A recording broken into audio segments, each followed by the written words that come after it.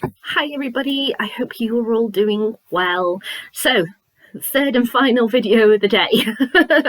And hair is drying definitely, so compared to my other videos that I've just filmed. It has been an unusual, frantic week for me this week. So work has just been mad. But in my personal life, my dad's in hospital at the moment. But not in a, something's gone terribly wrong with his health. It's in a good way. On Tuesday, well, let's go back like a week ago, because he did have a scheduled appointment for this operation that he's needed for some time on the 19th. And yeah, a week ago we got the news that it had to be cancelled because something came up. Obviously there's a priority case, so everyone on the list has been slotted down and they get in contact, which was just disappointing. My dad was disappointed, to say the least. But yeah, it's, there's someone who was a lot more sicker than him who needed the spot, so there we go. And then Tuesday lunchtime he got a call to say, we just had a cancellation, can you get to Birmingham for 7 a.m. tomorrow morning? And my dad rang round and tried to find ways for him to get there and everything, and he said, look, I can't, I've tried everything, I can't get there.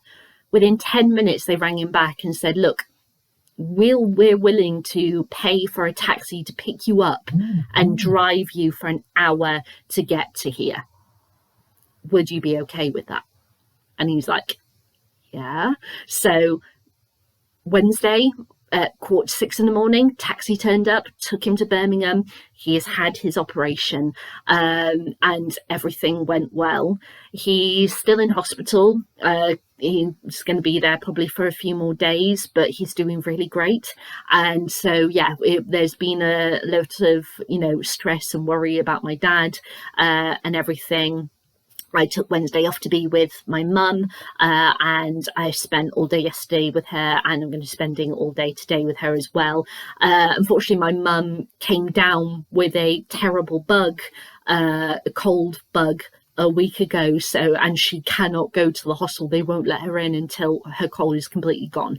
So I've been, looking after my mum and making sure that she's okay. And but we got to FaceTime with Dad yesterday, and he yesterday morning he didn't sound that great at all, but by the time we saw him in the afternoon via FaceTime, he'd had something to eat, he'd had a load of sleep, and he sounded so much better, so much stronger. It looks like it's probably going to be about 3 to 6 months recovery, but he's doing great. And so, yeah, it's been a really frantic, crazy week, but my dad's finally had his operation, and today's to say he was going to have it on the 19th. Today's the 17th. He had it on Wednesday. He's doing really well. So yeah, we'll just see how we go over the next few days with him starting to eat again and such. And then he'll be coming home. So yeah, I'm very, very happy, very relieved that he got through the operation okay and such. So yeah, it's been a lot this week, to say the least. And then throw in busy work and everything, and so it's been a week, but I'm really happy, really happy that my dad's had his operation now, and we'll see how everything goes for him going forward. So, as you can imagine, because it's been such a crazy full-on week, having a short book to read has been really beneficial. So there we go. Call it fate, call it destiny, call it whatever. Call it coincidence, I don't know. But yeah, I've had a short book to read this week, which I'm here to review, which is Oh, I Do Like to Be by Marie Phillips. So this is the first book of Marie's that I've ever read. She has, I can't remember if it was 4 or 5 books published. This is the most recent one, published in 2019. And it follows, it's a very quirky take on William Shakespeare's A Comedy of Errors, which is about mistaken identity. There's two sets of twins. There's confusion over jewelry and who's paid for what, and There's lots of people crossing and people bumping into the wrong people, etc. It's a fun, it's a cute play, and yeah, I enjoy it whenever I've seen it or heard a radio play version of it. It's a quirky story, but it's nice, and this book is just as quirky with some very weird elements to it, because we are introduced to Billy, who is a Shakespeare clone, and his sister Sally, who was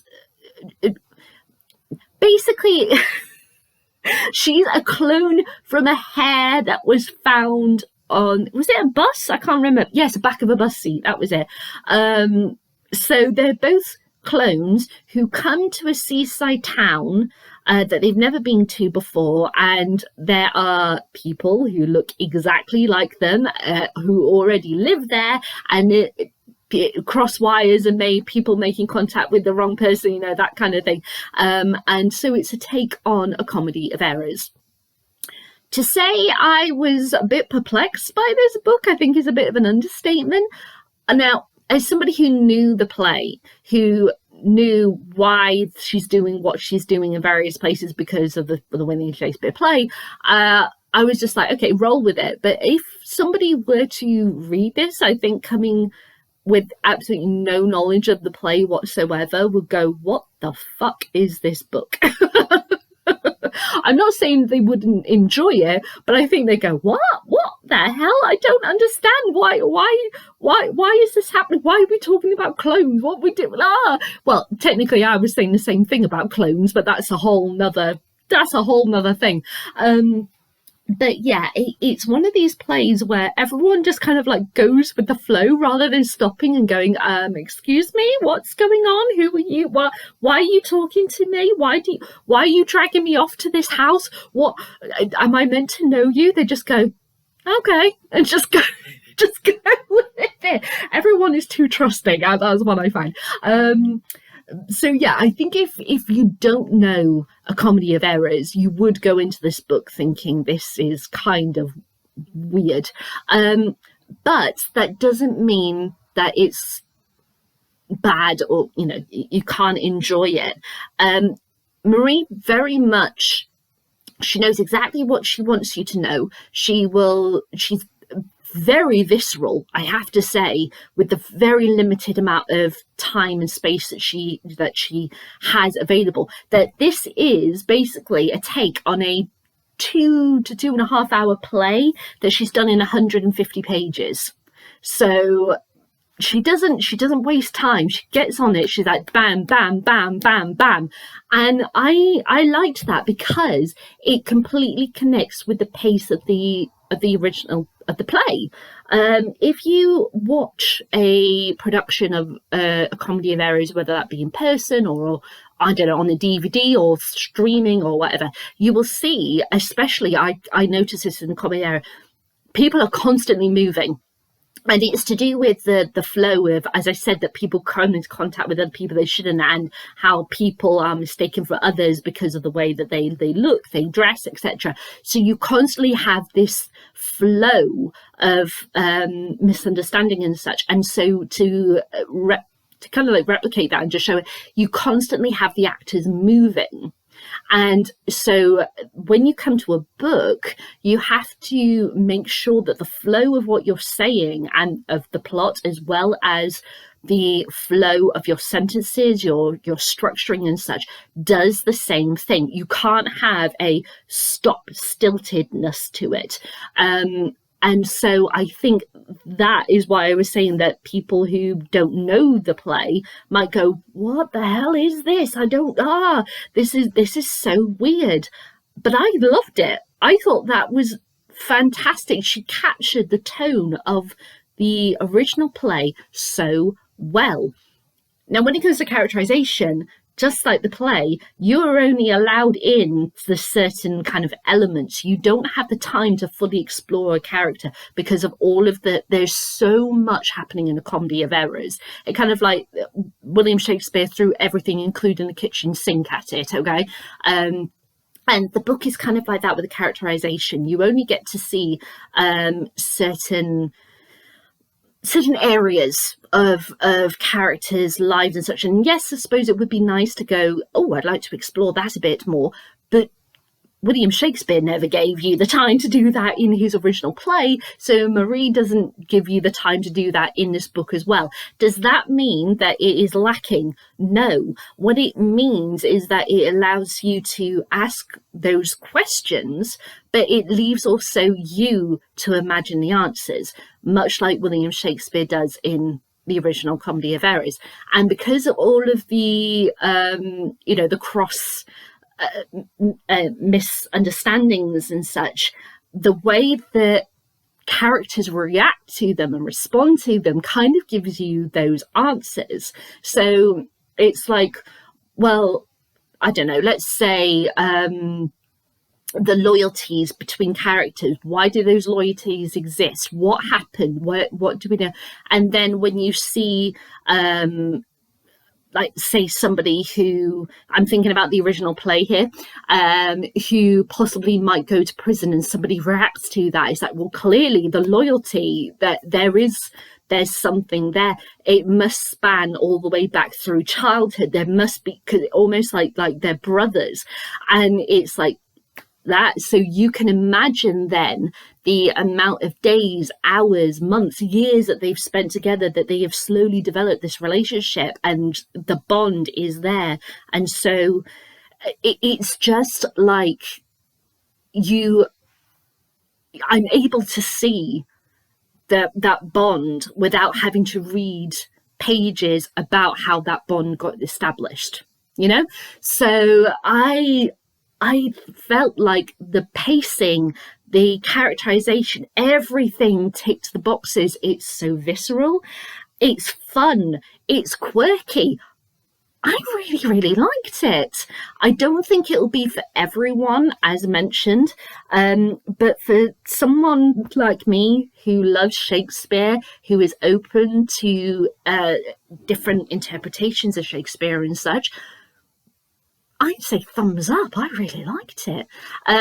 Now, that's the thing about Shakespeare, is that there's so many adaptations, there's so many different interpretations, there's so many different settings, there's so many different things you can do with Shakespeare, and for it to still be the Shakespeare that we know and love, and still be completely valid and tell stories from today just as they were important back then, is that it's true in forms, the play of on stage, in books, in radio, whatever. There are so many things. I mean, I read Hagseed by Margaret Atwood, I can't remember if it was last year or the year before, where she was one of 8 authors who were commissioned to write a book inspired by a Shakespeare play, and she got The Tempest. And she wrote this interpretation of The Tempest about a man who's an actor, and he'd gone to prison, and he had come back and nobody recognized him, and him wanting to get kind of like revenge for the things that had been done to him. And it's like, oh my God, that is The Tempest. But yeah, told in modern setting, and she captured it so beautifully. I love interpretations of Shakespeare because the possibilities are endless. Like, I loved how I think it was 2022, where there was the RSC did a version of Much Ado About Nothing, set in a futuristic African country. I can't remember if I can't remember if it's a real African country, or if it was just completely made up for the production. But the original Much Ado About Nothing is set in Messina, so it's probably most likely that it was made up. But it was a full black cast. They were in this futuristic, stunning African outfits, prints. Their hair was unreal. But yeah, that's one possibility, and I never thought I'd see a production of Much Ado Nothing About Nothing like that. And you have, you know, interpretations for all different whack my hair in my mouth, all different countries, all different cultures. Just, it's endless. And what Marie Phillips has done is taken a comedy of errors, put it in a British seaside town, and then just had so much fun with it. And so, yes, it's quirky. Yes, it's unexpected. Yes, the pace is quick, just like the flow of the original play. Yes, even though I know the play, at the same time, I didn't know what was coming because of, like I said, you know, clones and all of this quirky stuff, which is completely separate from the original play. But every minute I was smiling, I had fun, I got through it really quickly. I just had a blast reading this book. I thought it was great. It's not going to be something that everyone is going to love, but if you're willing to just go with the flow, I think you'll find it funny. I think you'll find it clever. I think you'll find it a whole lot of fun. And yeah, I am very, very impressed by Marie Phillips' take on A Comedy of Errors, Oh, I Do Like to Be. I really enjoyed it. And if you want to check out A Comedy of Errors, if I'm able to find any like RSC or the Globe production trailers and such, I'll put them in the description. But yeah, if you do want to have a go at a short book that's fun, that just makes me think of the summer, but yet sci-fi kind of esque and a lot of fun, then give Oh, I Do Like to Be a go. So time for my usual questions. Would I read this again? Yeah, definitely. I really would. It was so fun. Would I read any more of Marie Phillips' works? Yeah, I think I'm going to have to look into her other books and see what they're like. And would I recommend this to anyone? Yes, I would, especially someone who is a fan of Shakespeare comedies, to have a go at a modern interpretation of one of his comedies. So there we go. That's my thoughts of Oh, I Do Like to Be by Marie Phillips. Have you read this book? I'd love to know what you think. Leave a comment in the comments box below. Thumbs up, thumbs down, and time to yell at each side. And yeah, I've already published my announcements of my next 5 books. So I'll be back with my thoughts on the next one that I finish reading. All right, everyone. Bye.